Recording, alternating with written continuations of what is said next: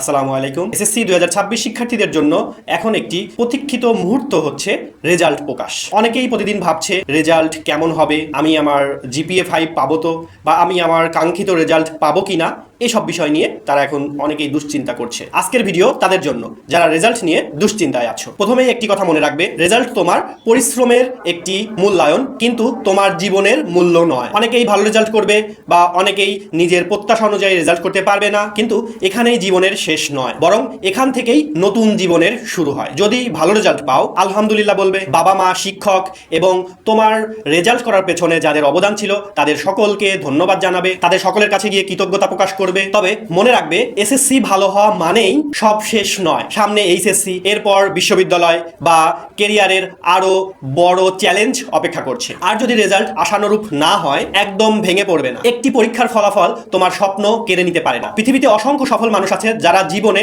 কোনো না কোনো পরীক্ষায় সফল হতে ব্যর্থ হয়েছিল, কিন্তু পরে তারা নিজের পরিশ্রম দিয়ে সাফল্যকে অর্জন করে নিয়ে এসেছে এবং নতুন এক ইতিহাস গড়েছেন। তাই অন্যের সঙ্গে নিজের রেজাল্টের তুলনা না করে নিজের পরবর্তী পরিকল্পনা ঠিক করো। এখন আসি, রেজাল্টের দিন কি করবে। রেজাল্টের দিন প্রথম কাজ হবে অফিসিয়াল ওয়েবসাইট থেকে রেজাল্ট দেখা। 2, ভুল বা গুজব তথ্যে কান না দেয়া। 3, যদি কোনো সাবজেক্টে প্রত্যাশার অনুযায়ী নাম্বার কম পাও বা রেজাল্ট একটু খারাপ আসে, তাহলে সেই বিষয়ে তুমি বোর্ড চ্যালেঞ্জ বা খাতা চ্যালেঞ্জ করার যে প্রসেসটা, সেটি সঠিক নিয়মটা জেনে নিবে। 4 নাম্বার, রেজাল্ট যাই হোক, এইচএসসির প্রস্তুতি শুরু করে দিবে। আর আমার একটি অনুরোধ থাকবে অভিভাবকদের কাছে, রেজাল্ট খারাপ হলে সন্তানকে বকাঝকা বা অপমান করবেন না, বরং বুঝতে চেষ্টা করুন তাদের ঘাটতি কোথায় ছিল এবং সেই ঘাটতিটা কিভাবে তারা সেটাকে ডেভেলপ করতে পারবে, সেটাকে মেকআপ করে নিতে পারবে, সেই বিষয়ে আপনারা নজরদারি করবেন। একটি কথা মনে রাখবেন, আপনার একটি সুন্দর কথা একটি শিক্ষার্থীকে তার আত্মবিশ্বাস ফিরিয়ে দেবে। যেহেতু সেই শিক্ষার্থীর রেজাল্ট একটু খারাপ হয়েছে,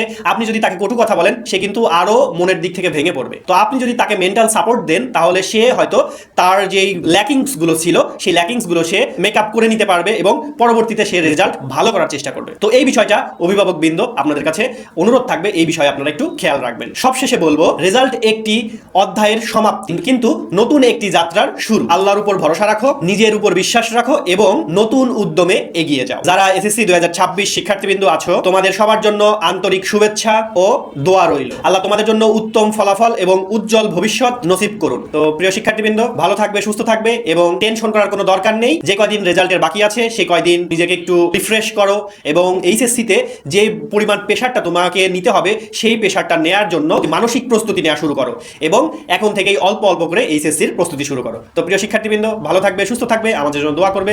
আজকের মতো এই পর্যন্তই। আল্লাহ হাফেজ, আসসালামু আলাইকুম।